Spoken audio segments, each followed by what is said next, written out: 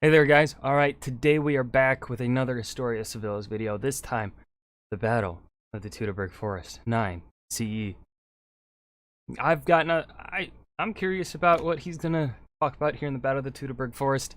I know some things about it, I just know it's, you know what I'll say, it's typically seen as one of as a lot of people that may not know much about Roman history. And of course, I used to think this as well, that this is the greatest Roman defeat. However, obviously that's not the case. You could point to Battle of Cannae as obviously being much worse, as it cost the Romans a lot of people. Or one of the battles during the Cimbrian Wars, I would point to as being far worse than here, the Battle of the Teutoburg Forest. Now, of course, this is still a massive defeat, because I believe the Germanic leader was a former Roman or something like that, and so he used like he knew Roman tactics, so he knew how to fight them. Anyways, got nothing else to add here at the beginning. Go ahead, dive right in. It's September of the year 9. Augustus rules in Rome. The empire is at peace. From what I'm used to from him. And far to the north, Publius Quinctilius Varus is on the other side of the Rhine with 3 legions. Varus, give me Germania, back legions. though still unconquered, has been pacified. Many tribes now consider themselves allies of Rome. During the summer months, Varus had been touring around Germania, trying to expand Roman influence. He put down little uprisings, acted as arbiter in local disputes, basically gave the locals a small taste of Roman law. It was the end of the campaigning season, and Varus was headed back across the Rhine. Representatives from a bunch of different German tribes approached Varus and asked if they could each host a Roman cohort for the winter. A Roman cohort at this time was around 480 men.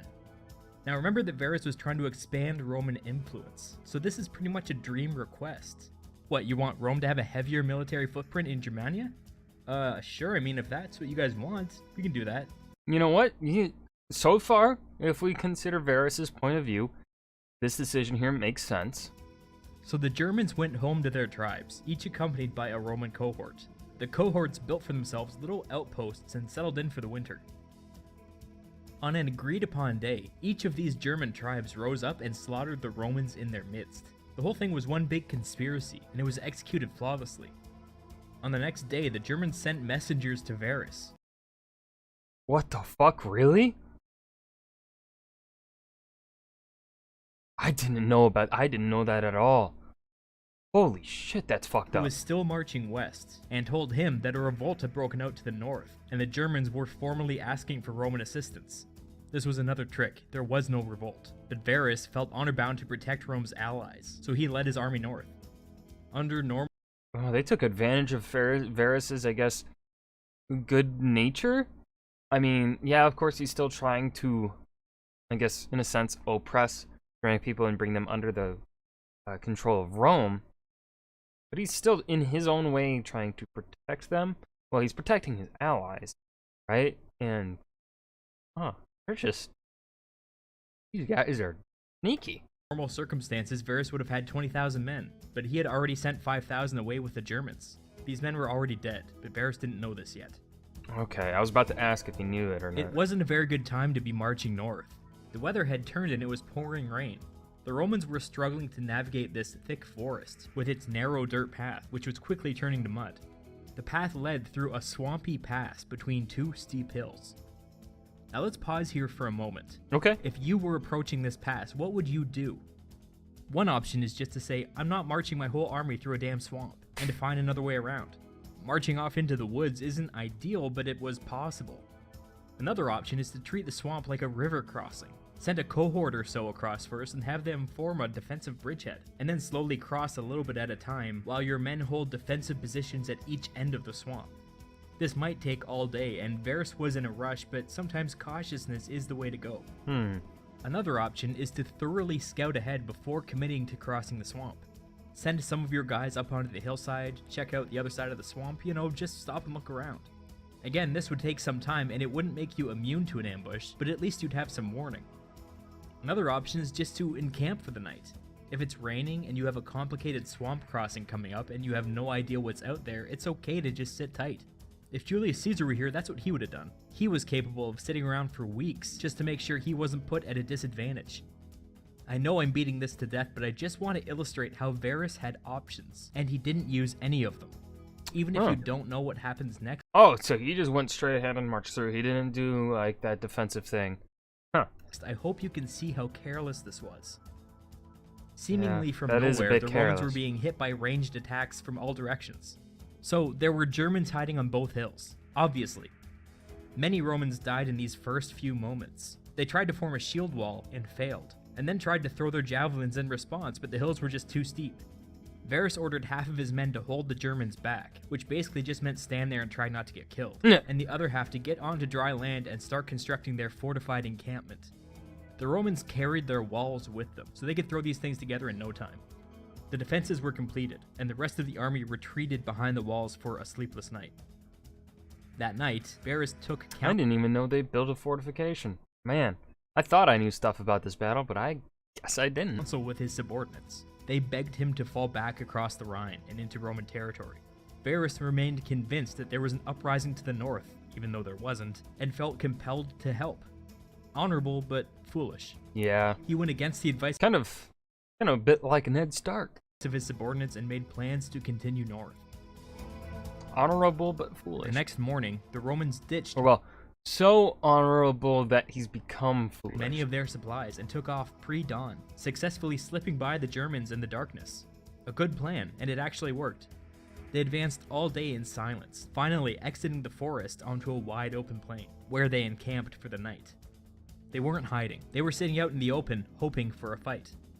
Let me explain I mean, that is what the Roman. This is the best fighting opportunity for the Romans, is a plain open field. their thinking here.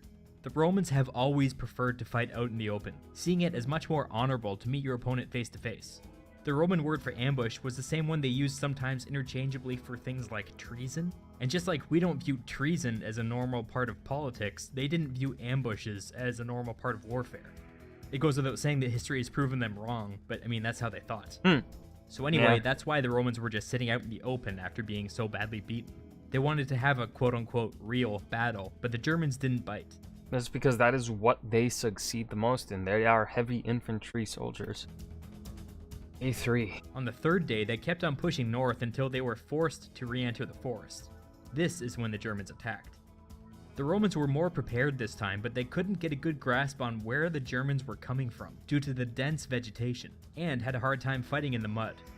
It was a mistake to get sucked into battle here. They took heavy losses and were forced to retreat yet again back into another fortified encampment. Fortified On the camps fourth everywhere. day, the rain picked up again, with gusts of wind so strong that it pushed people over. Varus decided to sit tight until the storm passed, which is pretty reasonable. Unfortunately, it was on this day that German reinforcements arrived. That's a lot of Germans. On the fifth day, Do we the know how Romans many Germans emerged were in from this their battle? encampment. They didn't see any Germans, so they continued heading north. As you might expect, they walked right into another German ambush. Now this is the big one, so let's slow down and get the lay Big of one. the land. To the south, there was a small hill covered with trees. To the north, there was a swamp.